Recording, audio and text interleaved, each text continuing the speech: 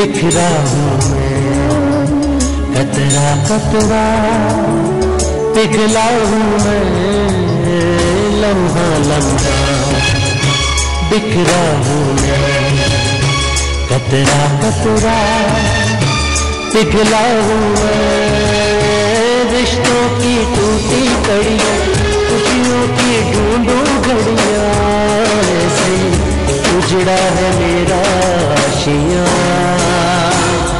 मैं तो जीता हूँ रोज ही मरता हूँ, मैं तो सांस भी लेने से अब डरता हूँ,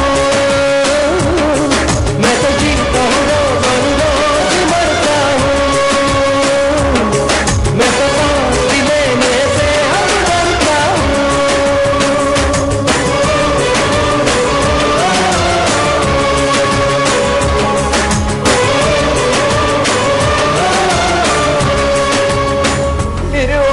तो अभी तक बहाल नहीं हुए। अगर जितनी होशियारी ना दिखाता तो ना जाने आज क्या हो जाता। उसका एक साथी पकड़ा गया है ना, कुछ रद्द अमल तो होना ही था। मैं तुम्हें अच्छी तरह जानती हूँ अमीर बख्श, 900 चूहे खाकर दिल्ली हज को चली। मैं इसे यहाँ से लेकर जा रहा हूँ, हिम्मत है तो रोक लो। रुक जाओ अमीर बख्श। खुश तो हूँ चाचा, मगर अब अगर मगर नहीं, ये यहाँ आ गई है। आपको मेरा यहाँ आना बुरा लगा? नहीं, मुझे क्यों बुरा लगेगा? आपने अपनी स्टेटमेंट पर दस्तखत कर दिए थे सर? जी। आप फिक्र ना करें, इस एरिया की निगरानी की जाएगी। हाथ में दिया जला के रखने का मकसद? देखना चाहती थी कि दिए की लोगों के पास भी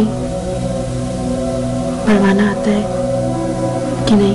बात यह है कि प्रोफेसर रिटायर्ड आदमी, पेंशन और ट्यूशन से सफेद पोशी का भरम कायम रखा हुआ है।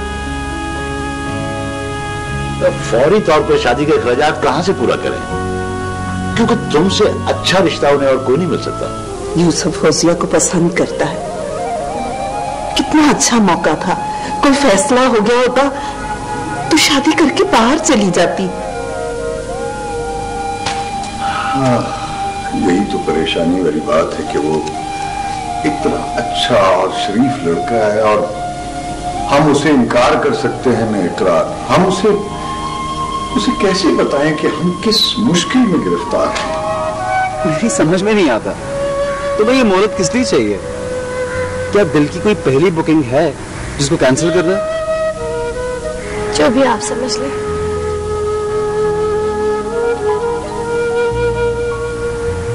ठीक है फौजी,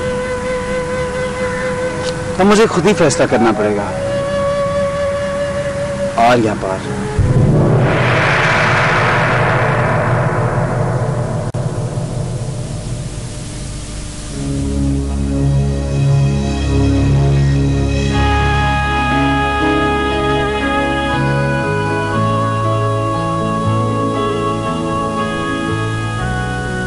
अरे तुमने ये अखबार पढ़ा?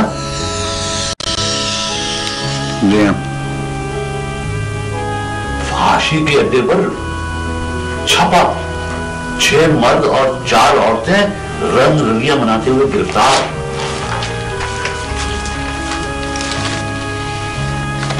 पढ़ चुका हूं चाचा। तो तुम्हारी खाला गुलनार है, तुमने बताया नहीं?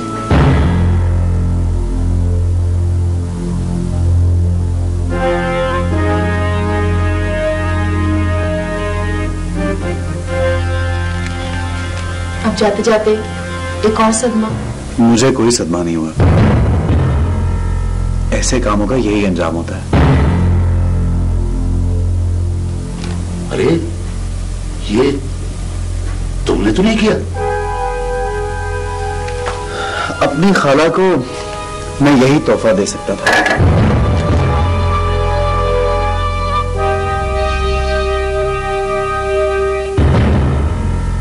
आप लोगों के लिए मैंने कुछ ट्रैवलर्स चेक रखे हैं,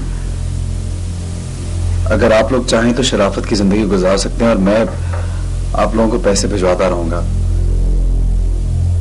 वरना आपका भी अंजाम यही होगा। अरे बेटा, भला हम ऐसा वैसा काम क्यों करेंगे? मेरी आपसे बात है, मर जाऊंगी मगर किसी गलत रास्ते पे नहीं चलना। उन्हें चल के थाने में देखना है, आखिर उनसे हमारी रिश्तेदारी है। आप देखा ये चाचा, और मेरा सलाम भी पहुंचा दीजिएगा। मैं जरा सीट कंफर्म करा दूं। वो प्रोफेसर साहब के यहाँ कब जाना है? कल चलेंगे। मैं भी चलूंगी। तुम वहां क्या करोगी? अरे भाई, तुम्हारी चाचाजाद कजन है। ओके चाचाजाद कजन, तुम भी चलना।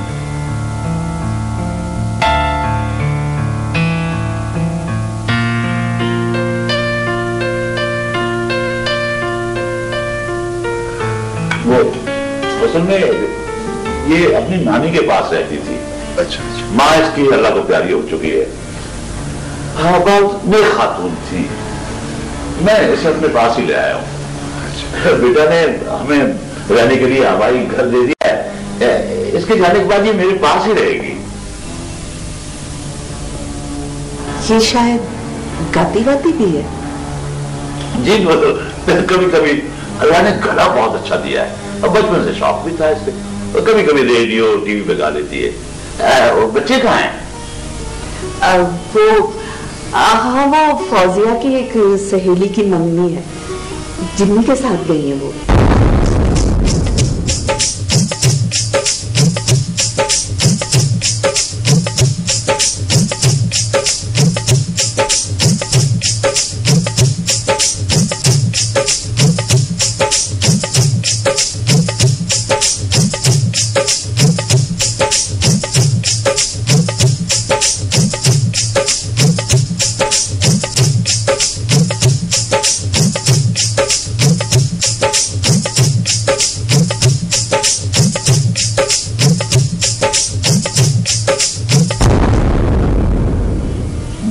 आपकी सब बातें ठीक हैं, लेकिन भाई अमीर बख्श, हम ऐसी पोजीशन में नहीं है कि कोई दो टोक फैसला कर सकें। यूसुफ बेटा के पास अल्लाह का दिया बहुत कुछ है। ये लेन देन और खर्चे की परवाह न कीजिएगा। नहीं नहीं, ऐसी बात नहीं है।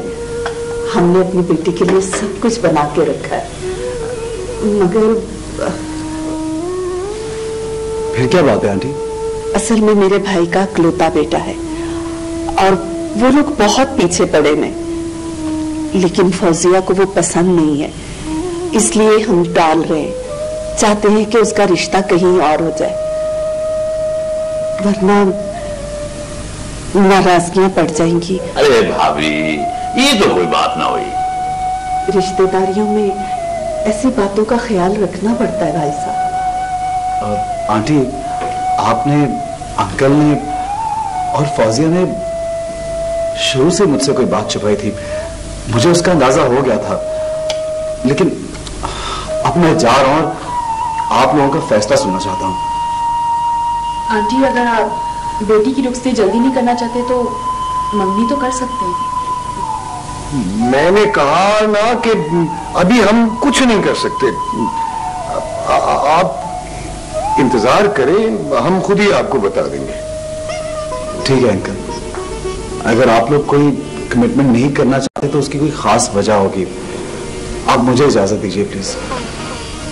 ठीक है बेटा, आप लोगों ने मेरा बहुत ख्याल रखा, थैंक यू सो मच।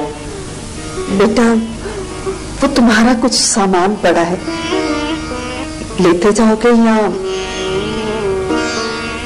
फिर आओगे? जाने से पहले लेता जाऊंगा। ओके अंकल, खुदा हाफिज। खुदा हाफिज बेटा। अच्छा भाई, खुदा हाफिज।